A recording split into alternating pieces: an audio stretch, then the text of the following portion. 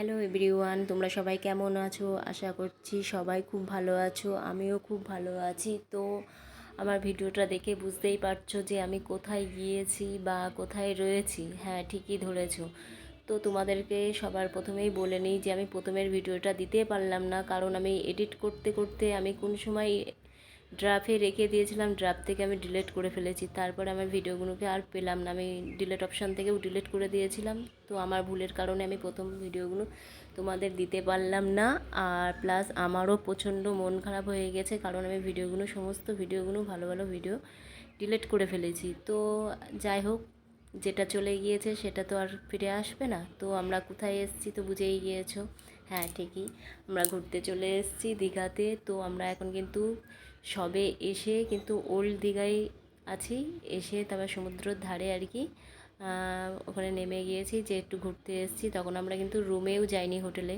তখন সকাল 7:30 বাজে। তো আমরা তখন জলের ধারে গিয়ে আমরা কিন্তু এটা ওটা ভিডিও, একটু ফটোশ্যুট সবাই যে যার মতন কিন্তু সবাই সব করে নিচ্ছি, কারণ খুব মজা হচ্ছিলো। আর এই যে আমার রাজকন্যা, ও কিন্তু বলছে মা আমাকে একটা ভিডিও করে দাও, ভিডিও করে দাও। আমি বলছি করে দিচ্ছি। তারপরে সবাই দেখো যে যার মতন ফটোশ্যুট করলো। তারপরে আমরা রুমে গিয়ে ফ্রেশ হয়ে তারপরে প্রথম দিনেই আমরা কিন্তু স্নানের জন্য রেডি হয়ে গেছি। ব্ল্যাক, বেশিরভাগ সবাই ব্ল্যাক পরেছে। তো আমার মেয়ে কিন্তু ফোন নিয়ে নামছে।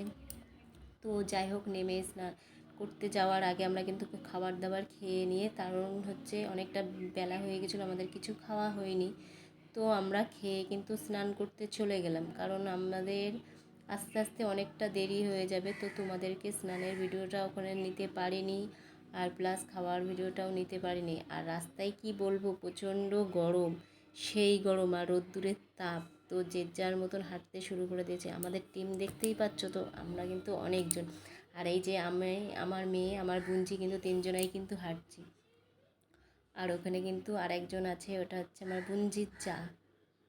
তো আমরা এখানে খেতে চলে এসেছিলাম, খাওয়া দাওয়া সেরে টেরে ঘুরতে চলে গিয়েছিলাম। তো এটা সন্ধেবেলায়, তখন সন্ধেবেলায় রেডি সেডি হয়ে একদম সবাই স্নান করে এসে একটু ঘুমিয়ে ফ্রেশ হয়ে তারপরে সন্ধেবেলায় বেরিয়ে পড়লাম ঘুরতে। ঘুরতে বেরিয়ে তারপরে একটু সন্ধ্যের টিফিনও করে নিলাম, একটু রোল খেয়ে নিলাম।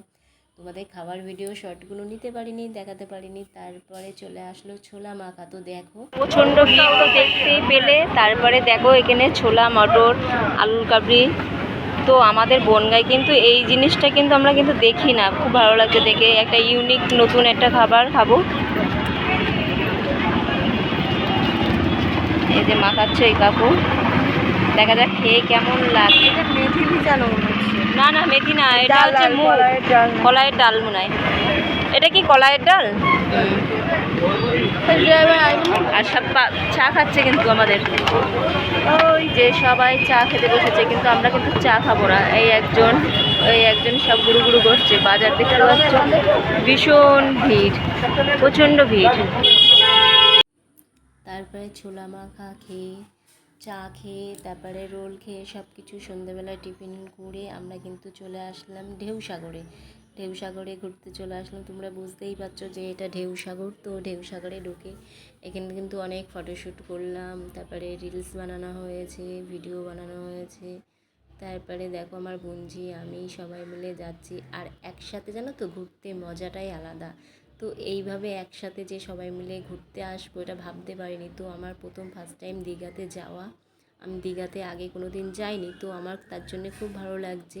হ্যাঁ, গিয়েছি অন্য অন্য জায়গায়, কিন্তু আমি দীঘাতে যাইনি। তো দীঘা ফার্স্ট টাইম যাওয়া। তারপরে কিন্তু এখানে কটা বাচ্চা আর একটা হয়তো ওর বাবা কিবা ওখানে যারা চালিয়ে নিয়ে ঘুরে, তা এই গাড়িটা দেখে বাচ্চাদের নিয়ে খুব ভালো লাগছিলো দেখতে। আর আমার বাড়ি এসে কি বলবো, তোমাদের শরীর প্রচণ্ড খারাপ, ঠান্ডা লেগে গিয়েছে। আমার ভয়েস শুনে অবশ্যই বুঝতে পারছো যে আমার গলাটা প্রচণ্ড ভার। তারপরে দেখো এখানে কিন্তু এক বডি বিল্ডার, তো ওর সঙ্গে একটু বক বক করতে করতে কিন্তু চলে গেলাম আমি, আমার মেয়ে। তো বক বক করে তারপরে দেখছি একটা ট্রেন আসছে। তো আমার বুঞ্জিকে বলছি, এই ম্যাম তুই বাড়ি যাবি, চল আমরা বাড়ি চলে যাই। এই ট্রেন দাঁড়াও দাঁড়াও দাঁড়াও, কিন্তু দাঁড়ালোই না। বললাম বনগাঁতে যাবো, তো শুনলো না ট্রেনটা। তাহলে কীরকম বদ বলো, কথাই শুনলো না। তো যাই হোক, তারপরে কিন্তু আস্তে আস্তে আমরা ভিতরের দিকে প্রবেশ করছি। আর লাল নীল চারিদিকে লাইটিংয়ের আলো, আর এত সুন্দর লাইটিংয়ের চারিদিকে কাজ করা রয়েছে, দেখতে বেশ ভালো লাগছিলো পার্কটা।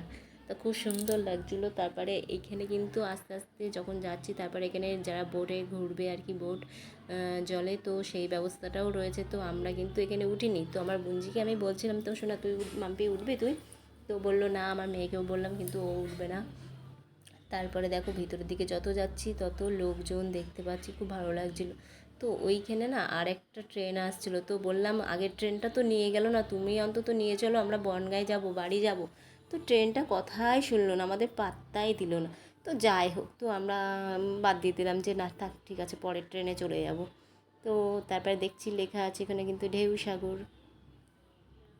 তো ঢেউসাগর লেখা আছে। আর এই সিঁড়িগুলোর দু সাইড দিয়ে লাইটিংয়ের কাজটা শুধু দেখো তোমরা, তারা তারা তারা তারা, কী সুন্দর লাগছে। আমার মেয়ে কিন্তু টুকটুক করে হাঁটছে, আর মা বলছে ওমা দেখো কী সুন্দর লাগছে, ওরও খুব ভালো লাগছিলো। তো আমাদের খুবই ভালো লাগছিলো যে দীঘায় যেহেতু ফার্স্ট টাইম এসেছি, এরকম সৌন্দর্য এটা দেখা মানে বিশাল ভালো লাগছিলো। তারপরে কিন্তু আমার ফেসবুক ফ্রেন্ড অনুপ হালদারের সঙ্গে দেখা হয়ে গেছে, তার সঙ্গে ভিডিও রিলস করা, ফটো তোলা, তো খুবই ভালো লাগছিলো। তো আমি এখনও ফটোটা আপলোড দিইনি, তো ফটোটা আপলোড দেবো। তো রিলসও ছাড়বো, তো তোমরা তখন দেখতেই পারবে। তো ভিডিওর মধ্যে দেখতেই পাচ্ছ। আর ওকে অসাধারণ সুন্দর লাগছিলো।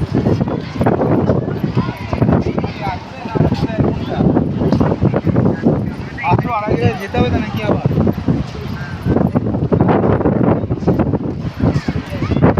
কি সুন্দর হাওয়া দিচ্ছে।